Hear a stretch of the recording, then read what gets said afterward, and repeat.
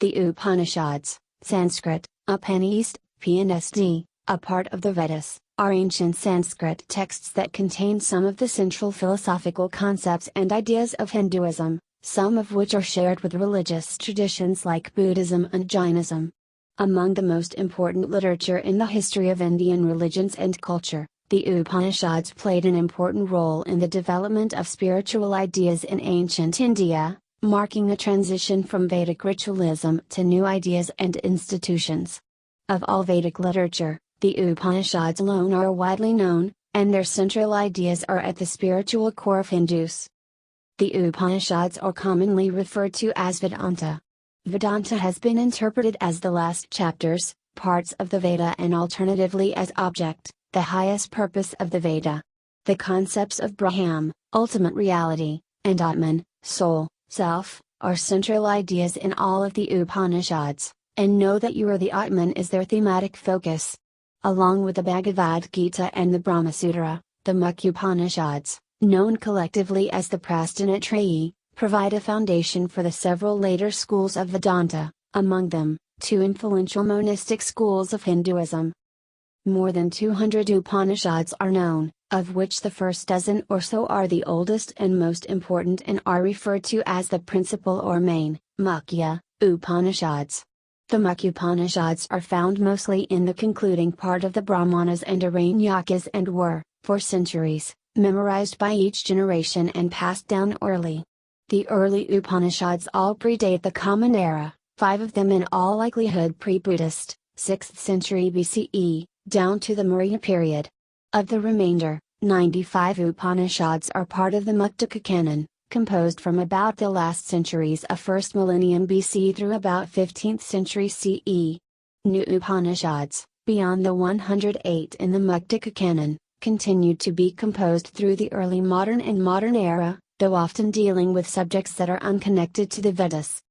With the translation of the Upanishads in the early 19th century, they also started to attract attention from a Western audience. Author Schopenhauer was deeply impressed by the Upanishads and called it the production of the highest human wisdom. Modern era ontologists have discussed the similarities between the fundamental concepts in the Upanishads and major Western philosophers. Etymology. The Sanskrit term Upanishad, from Upanisad sit down, translates to sitting down near, referring to the student sitting down near the teacher while receiving spiritual knowledge. Other dictionary meanings include esoteric doctrine and secret doctrine. Monier-Williams Sanskrit Dictionary notes, according to native authorities, Upanishad means setting to rest ignorance by revealing the knowledge of the Supreme Spirit. Adi Shankaracharya explains in his commentary on the Katha and Brihadaranyaka Upanishad that the word means Atmavidya, that is, knowledge of the self, or Brahmavidya, knowledge of Brahma. The word appears in the verses of many Upanishads, such as the 4th verse of the 13th volume and 1st chapter of the Chandogya Upanishad. Max Muller as well as Paul Deussen translate the word Upanishad in these verses as secret doctrine. Robert Hume translates it as mystic meaning, while Patrick Olival translates it as hidden connections. Development. Authorship. The authorship of most Upanishads is uncertain and unknown. Radhakrishnan states, almost all the early literature of India was anonymous. We do not know the names of the authors of the Upanishads. The ancient Upanishads are embedded in the Vedas, the oldest of Hinduism's religious scriptures, which some traditionally consider to be a parusia, which means not of a man, superhuman and impersonal, authorless. The Vedic texts assert that they were skillfully created by rishis, sages, after inspired creativity, just as a carpenter builds a chariot. The various philosophical theories in the early Upanishads have been attributed to famous sages such as Yajnavalkya, Adalaka Aruni, Shvetaketu, Shandilya, Atara, Balaki, Vipalada, and Sanatkumara. Women, such as Maitreyi and Gargi, participate in the dialogues and are also credited in the early Upanishads. There are some exceptions to the anonymous tradition of the Upanishads. The Shvetashvatara Upanishad, for example, includes closing credits to sage Shvetashvatara, and he is considered the author of the Upanishad. Many scholars believe that early Upanishads were interpolated and expanded over time. There are differences within manuscripts of the same Upanishad discovered in different parts of South Asia, differences in non-Sanskrit version of the texts that have survived, and differences within each text in terms of meter, style, grammar and structure. The existing texts are believed to be the work of many authors. Chronology. Scholars are uncertain about when the Upanishads were composed. The chronology of the early Upanishads is difficult to resolve, states philosopher and Sanskritist Stephen Phillips, because all opinions rest on scanty evidence and analysis of archaism, style and repetitions across texts, and are driven by assumptions about likely evolution of ideas, and presumptions about which philosophy might have influenced which other Indian philosophies. Ontologist Patrick Olival says that in spite of claims made by some, in reality, any dating of these documents, early Upanishads, that attempts a precision closer than a few centuries is as stable as a house of cards. Some scholars have tried to analyze similarities between Hindu Upanishads and Buddhist literature to establish chronology for the Upanishads. Patrick Olival gives the following chronology for the early Upanishads, also called the principal Upanishads. The Brihadaranyaka and the Chandogya are the two earliest Upanishads. They are edited texts, some of whose sources are much older than others. The two texts are pre-Buddhist, they may be placed in the 7th to 6th centuries BCE, give or take a century or so. The three other early prose Upanishads, Taittiriya, Aitara, and Kaushitaki come next, all are probably pre-Buddhist and can be assigned to the 6th to 5th centuries BCE. The Kana is the oldest of the verse Upanishads, followed by probably the Katha, Isa, Svatasvatara, and Mundaka. All these Upanishads were composed probably in the last few centuries BCE. The two late prose Upanishads, the Prasna and the Mandukya, cannot be much older than the beginning of the Common Era. Stephen Phillips places the early Upanishads in the 800 to 300 BC range. He summarizes the current ontological opinion to be that the Brihadaranyaka, Chandogya, Isha, Taittiriya, Aitara, Kana, Katha, Mundaka, and Prasna Upanishads are all pre-Buddhist and pre-Jain, while Svatasvatara and Mandukya overlap with the earliest Buddhist and Jain literature. The later Upanishads, numbering about 95, also called minor Upanishads, are dated from the late 1st millennium BCE to mid-2nd millennium CE. Gavin Flood dates many of the 20 Yoga Upanishads to be probably from the 100 BCE to 300 CE period. Patrick Olival and other scholars date 7 of the 20 Sannyasa Upanishads to likely have been complete sometime between the last centuries of the 1st millennium BCE to 300 CE. About half of the Sannyasa Upanishads were likely composed in 14th to 15th century CE. Geography. The general area of the composition of the early Upanishads is considered as northern India. The region is bounded on the west by the upper Indus Valley, on the east by lower Ganges region, on the north by the Himalayan foothills, and on the south by the Vindhya mountain range. Scholars are reasonably sure that the early Upanishads were produced at the geographical center of ancient Brahmanism, comprising the regions of Kurupanjala and Kausalavita together with the areas immediately to the south and west of these. This region covers modern Bihar, Nepal, Uttar Pradesh, Uttarakhand, Himachal Pradesh, Haryana, eastern Rajasthan, and northern Madhya Pradesh. While significant attempts have been made recently to identify the exact locations of the individual Upanishads, the results are tentative. Witzel identifies the center of activity in the Brihadaranyaka Upanishad as the area of Vida, whose king, Janaka, features prominently in the Upanishad. The Chandogya Upanishad was probably composed in a more western than eastern location in the Indian subcontinent, possibly somewhere in the western region of the Kurupanjala country. Compared to the principal Upanishads, the new Upanishads recorded in the Muktaka belong to an entirely different region, probably southern India, and are considerably relatively recent. In the 4th chapter of the Kaushitaki Upanishad, a location named Kashi, modern Varanasi, is mentioned. Classification.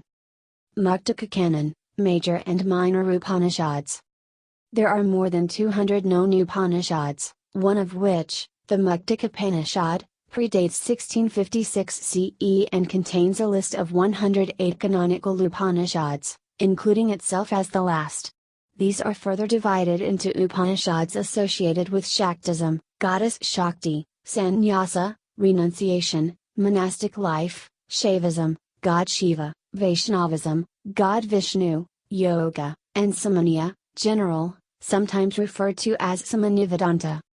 Some of the Upanishads are categorized as sectarian since they present their ideas through a particular god or goddess of a specific Hindu tradition such as Vishnu, Shiva, Shakti, or a combination of these such as the Skandopanishad. These traditions sought to link their texts as Vedic, by asserting their texts to be an Upanishad, thereby Asruti. Most of these sectarian Upanishads, for example the Narrated Upanishad and the Mahanarayan Upanishad, assert that all the Hindu gods and goddesses are the same, all an aspect and manifestation of Brahman, the Vedic concept for metaphysical ultimate reality before and after the creation of the universe. Mukha Upanishads. The Mukha Upanishads can be grouped into periods. Of the early periods are the Brihadaranyaka and the Chandogya, the oldest. The Aitara, Kaushitaki and Taittiriya Upanishads may date to as early as the mid-1st millennium BCE, while the remnant date from between roughly the 4th to 1st centuries BCE, roughly contemporary with the earliest portions of the Sanskrit epics. One chronology assumes that the Aitara, Taittiriya, Kaushitaki, Mundaka, Prasna, and Kathopanishads has Buddha's influence, and is consequently placed after the 5th century BCE, while another proposal questions this assumption and dates it independent of Buddha's date of birth. After these principal Upanishads are typically placed the Kana, Mandukya, and Isa Upanishads, but other scholars date these differently. Not much is known about the authors except for those, like Yajnavalkya and Uddalaka, mentioned in the texts. A few women discussants, such as Gargi and Maitreyi, the wife of Yajnavalkya, also feature occasionally. Each of the principal Upanishads can be associated with one of the schools of exegesis of the four Vedas, Shakhas.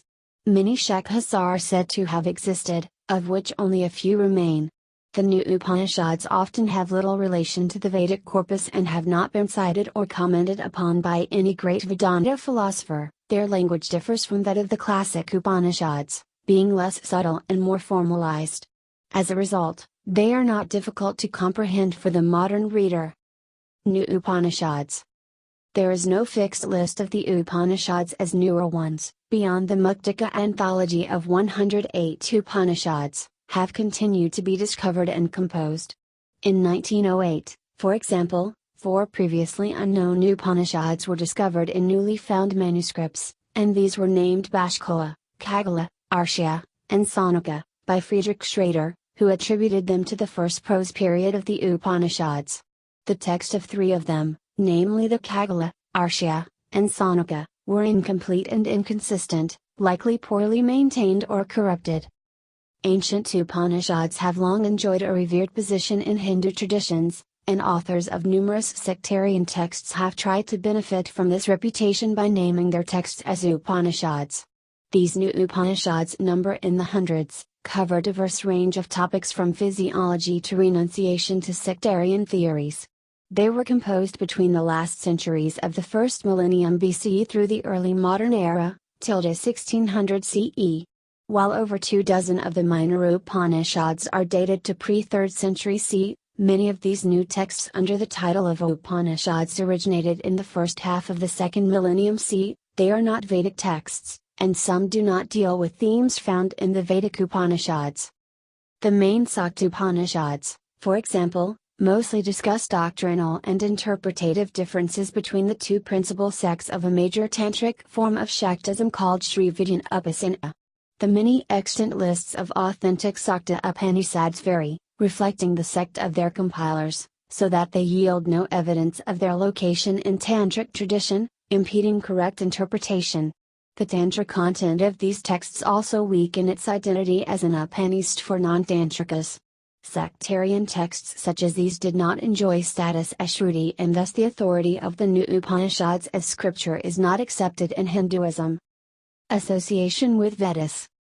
All Upanishads are associated with one of the four Vedas: Rigveda, Samaveda, Yajurveda. There are two primary versions or samkas of the Yajurveda: Shukla Yajurveda, Krishna Yajurveda, and Atharvaveda. During the modern era, the ancient Upanishads that were embedded texts in the Vedas, were detached from the Brahmana and Aranyaka layers of Vedic text, compiled into separate texts, and these were then gathered into anthologies of Upanishads. These lists associated each Upanishad with one of the four Vedas. Many such lists exist, and these lists are inconsistent across India in terms of which Upanishads are included and how the newer Upanishads are assigned to the ancient Vedas. In South India, the collected list based on Muktika Upanishad, and published in Telugu language, became the most common by the 19th century, and this is a list of 108 Upanishads. In North India, a list of 52 Upanishads has been most common. The Muktika Upanishads list of 108 Upanishads groups the first 13 as Mukhya, 21 as Samanya-Vedanta, 20 as Sannyasa, 14 as Vaishnava, 12 as Shaiva, 8 as Sakta, and 20 as Yoga. The 108 Upanishads as recorded in the Muktika are shown in the table below. The Mukhya Upanishads are the most important and highlighted. Philosophy. The Upanishadic age was characterized by a pluralism of worldviews. While some Upanishads have been deemed monistic, others, including the Kathopanishad, are dualistic. The Maitri is one of the Upanishads that inclines more toward dualism, thus grounding classical Samkhya and Yoga schools of Hinduism, in contrast to the non-dualistic Upanishads at the foundation of its Vedanta school. They contain a plurality of ideas. Sarvepalli Radhakrishnan states that the Upanishads have dominated Indian philosophy, religion and life ever since their appearance.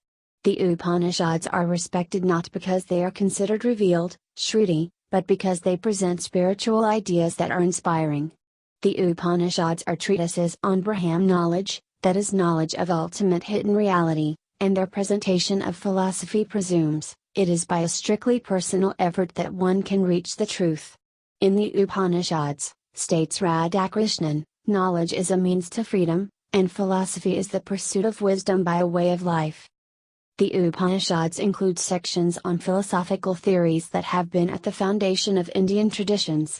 For example, the Chandogya Upanishad includes one of the earliest known declaration of ahimsa, nonviolence, as an ethical precept.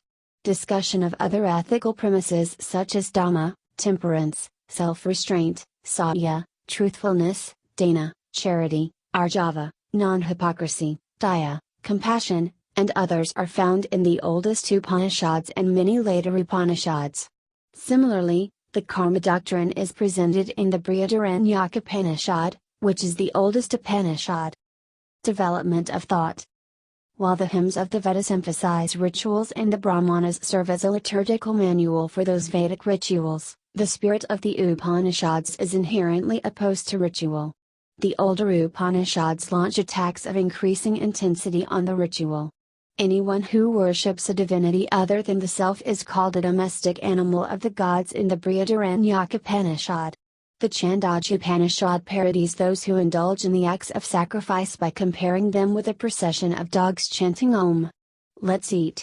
Om. Let's drink. The Kaushitaki Upanishad asserts that external rituals such as Agnyatram offered in the morning and in the evening, must be replaced with inner Agnyataram, the ritual of introspection, and that not rituals, but knowledge should be one's pursuit. The Mundaka Upanishad declares how man has been called upon, promised benefits for, scared unto and misled into performing sacrifices, oblations and pious works.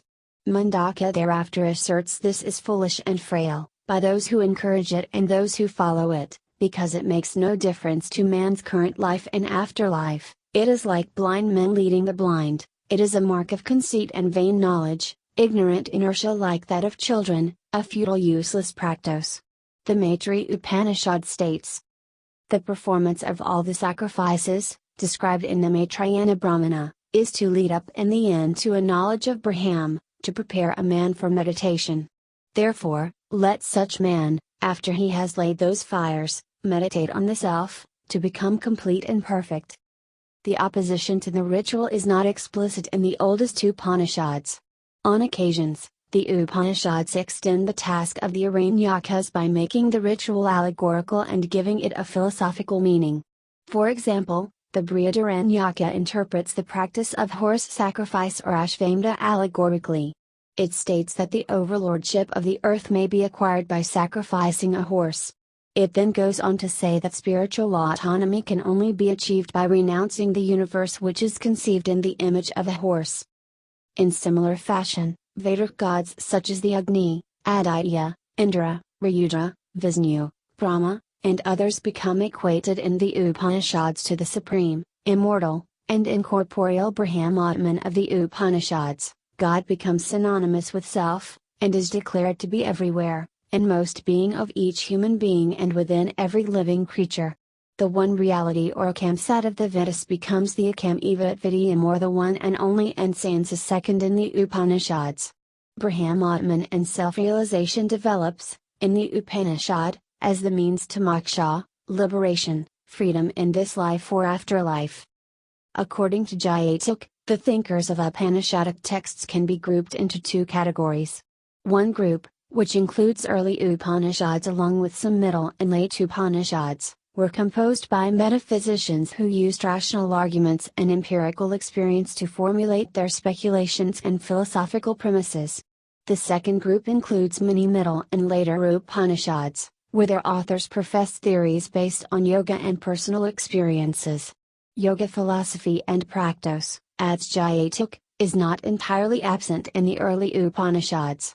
The development of thought in these Upanishadic theories contrasted with Buddhism, since the Upanishadic inquiry assumed there is a soul, Atman, while Buddhism assumed there is no soul, Anatta, states Jayataka. Brahman and Atman. Two concepts that are of paramount importance in the Upanishads are Brahman and Atman. The Brahman is the ultimate reality and the Atman is individual self, soul. Brahman is the material, efficient, formal and final cause of all that exists. It is the pervasive, genderless, infinite, eternal truth and bliss which does not change, yet is the cause of all changes. Brahman is the infinite source, fabric, core and destiny of all existence, both manifested and unmanifested, the formless infinite substratum and from which the universe has grown. Brahman in Hinduism, states Paul Deussen, as the creative principle which lies realized in the whole world.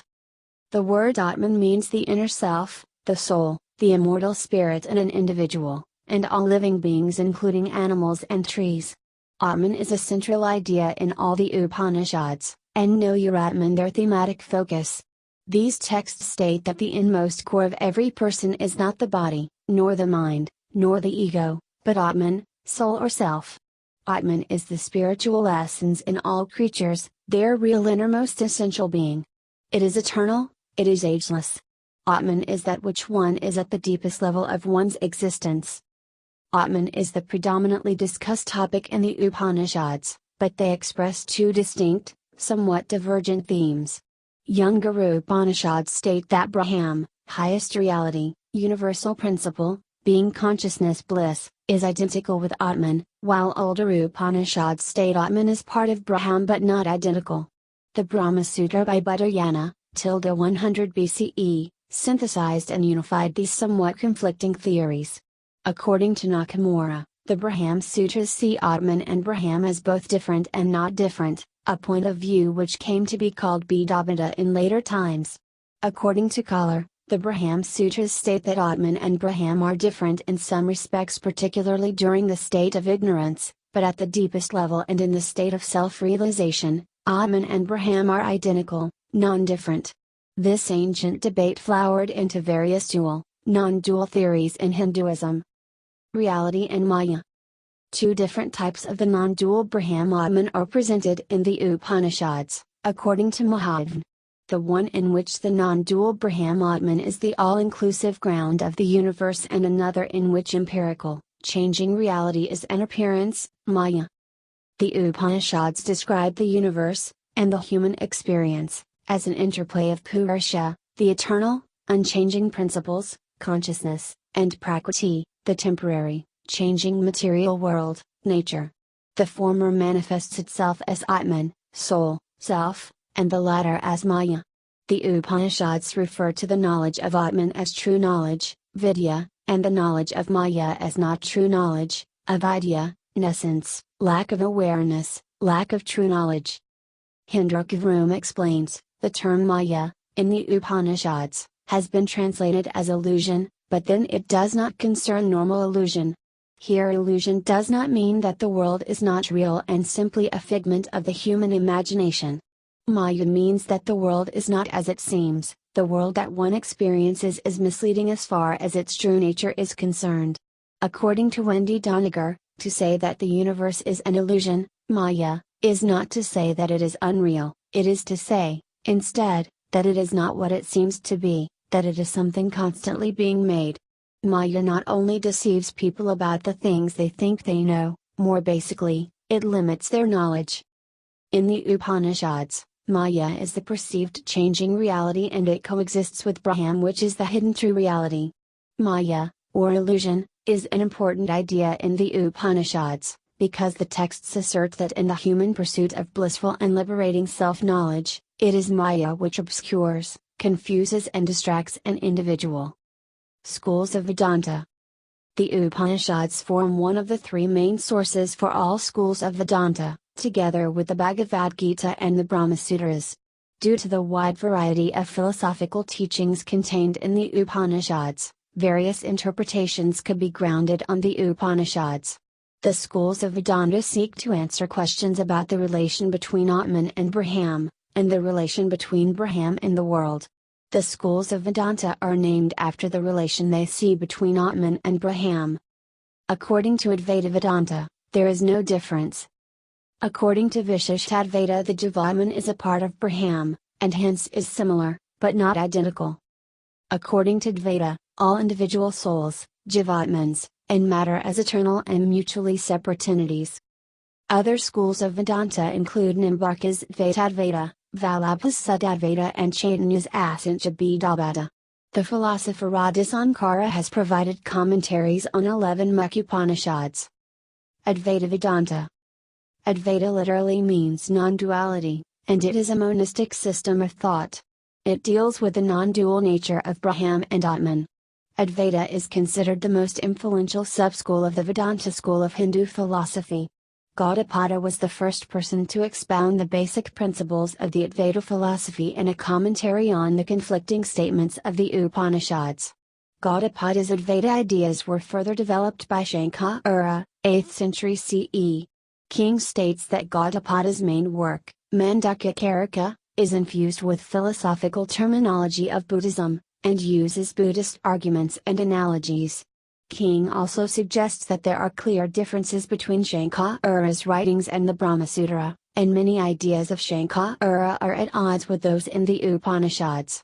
Radhakrishnan, on the other hand, suggests that Shankara's views of Advaita were straightforward developments of the Upanishads and the Brahma Sutra, and many ideas of Shankara derive from the Upanishads. Shankara in his discussions of the Advaita Vedanta philosophy referred to the early Upanishads to explain the key difference between Hinduism and Buddhism, stating that Hinduism asserts that Atman, soul, self, exists, whereas Buddhism asserts that there is no soul, no self. The Upanishads contain 4 sentences, the Mahavakyas, great sayings, which were used by Shankara to establish the identity of Atman and Brahman as scriptural truth. Prajnanam Brahma, consciousness is Brahman, 8th Upanishad. Alma Brahmasami, I am Brahman, Brihadaranyaka Upanishad. Tattvamasi, that thou art, Chandogya Upanishad. I am Atma Brahma, this Atman is Brahman, Mandukya Upanishad.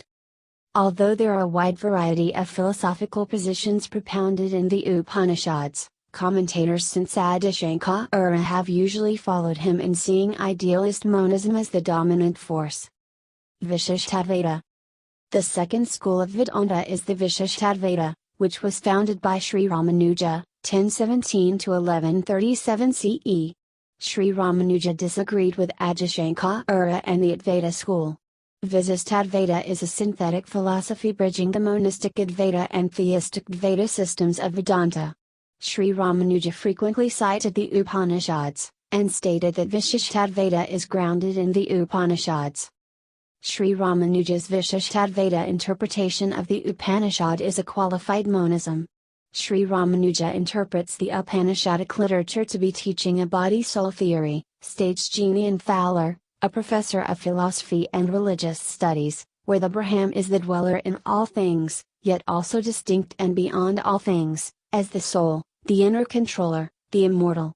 The Upanishads, according to the Vishishtadvaita school, teach individual souls to be of the same quality as the Brahman, but quantitatively they are distinct.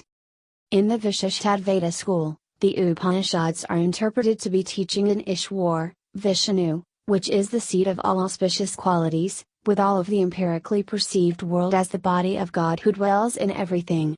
The school recommends a devotion to godliness and constant remembrance of the beauty and love of personal God. This ultimately leads one to the oneness with abstract Brahman. The Brahman in the Upanishads is a living reality, states Fowler, and the Atman of all things and all beings in Sri Ramanuja's interpretation. Advaita. The third school of Vedanta, called the Advaita school, was founded by Madhvacarya, 1199–1278 CE. It is regarded as a strongly theistic philosophic exposition of Upanishads. Madhvacarya, much like Adyashankara, claims for Advaita, and Sri Ramanuja claims for Vishishtadvaita, states that his theistic Advaita Vedanta is grounded in the Upanishads. According to the Advaita school, states Fowler, the Upanishads that speak of the soul as Brahman, speak of resemblance and not identity. Madhvacarya interprets the Upanishadic teachings of the self becoming one with Brahman, as entering into Brahman, just like a drop enters an ocean. This to the Advaita school implies duality and dependence, where Brahman and Atman are different realities. Brahman is a separate, independent and supreme reality in the Upanishads. Atman only resembles the Brahman in limited, inferior, dependent manner according to Madhvacarya. Sri Ramanuja's Vishishtadvaita school and Shankara's Advaita school are both non-dualism Vedanta schools. Both are premised on the assumption that all souls can hope for and achieve the state of blissful liberation. In contrast, Madhvacarya believed that some souls are eternally doomed and damned. Similarities with Platonic thought. Several scholars have recognized parallels between the philosophy of Pythagoras and Plato and that of the Upanishads, including their ideas on sources of knowledge, concept of justice and path to salvation, and Plato's allegory of the cave. Platonic psychology, with its divisions of reason, spirit and appetite, also bears resemblance to the three gunas in the Indian philosophy of Samkhya. Various mechanisms for such a transmission of knowledge have been conjectured, including Pythagoras traveling as far as India, Indian philosophers visiting Athens and meeting Socrates, Plato encountering the ideas when in exile in Syracuse, or, intermediated through Persia. However, other scholars, such as Arthur Berry Edelkeith, J. Burnett and A. R. Wadia, believe that the two systems developed independently. They note that there is no historical evidence of the philosophers of the two schools meeting, and point out significant differences in the stage of development, orientation and goals of the two philosophical systems. Wadia writes that Plato's metaphysics were rooted in this life and his primary aim was to develop an ideal state. In contrast, Upanishadic focus was the individual, the self, Atman, soul, self-knowledge, and the means of an individual's moksha, freedom, liberation in this life or afterlife. Translations. The Upanishads have been translated into various languages including Persian, Italian, Urdu, French, Latin, German, English, Dutch, Polish, Japanese, Spanish, and Russian. The Mughal Emperor Akbar's reign, 1556–1586, saw the first translations of the Upanishads into Persian. His great-grandson, Sultan Muhammad Darashika, produced a collection called Upanishad in 1656, wherein 50 Upanishads were translated from Sanskrit into Persian.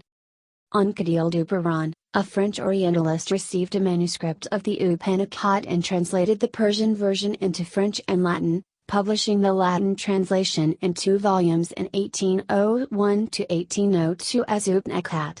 The French translation was never published. The Latin version was the initial introduction of Upanishadic thought to Western scholars. However, according to Dusan, the Persian translators took great liberties in translating the text and at times changed the meaning. The first Sanskrit to English translation of the 8th Upanishad was made by Colebrooke in 1805, and the first English translation of the Kane Upanishad was made by Rammohun Roy in 1816. The first German translation appeared in 1832 and Rohr's English version appeared in 1853. However, Max Muller's 1879 and 1884 editions were the first systematic English treatment to include the 12 principal Upanishads. Other major translations of the Upanishads have been by Robert Ernest Hume, 13 Principal Upanishads, Paul Deussen, 60 Upanishads, Sarvapali Radhakrishnan, 18 Upanishads, and Patrick Olival, 32 Upanishads and 2 books. Olival's translation won the 1998 A.K. Ramanujan Book Prize for Translation. Reception in the West. The German philosopher Arthur Schopenhauer read the Latin translation and praised the Upanishads in his main work, The World as Will and Representation, 1819, as well as in his Parerga and Paralipamena, 1851. He found his own philosophy was in accord with the Upanishads, which taught that the individual is a manifestation of the one basis of reality. For Schopenhauer, that fundamentally real underlying unity is what we know in ourselves as will. Schopenhauer used to keep a copy of the Latin Upanishad by his side and commented, "It has been the solace of my life, it will be the solace of my death." Another German philosopher, Friedrich Wilhelm Joseph Schelling, praised the ideas in the Upanishads, as did others. In the United States, the group known as the Transcendentalists were influenced by the German idealists. Americans, such as Emerson and Thoreau, embraced Schelling's interpretation of Kant's transcendental idealism, as well as his celebration of the romantic, exotic, mystical aspect of the Upanishads. As a result of the influence of these writers, the Upanishads gain renown in Western countries.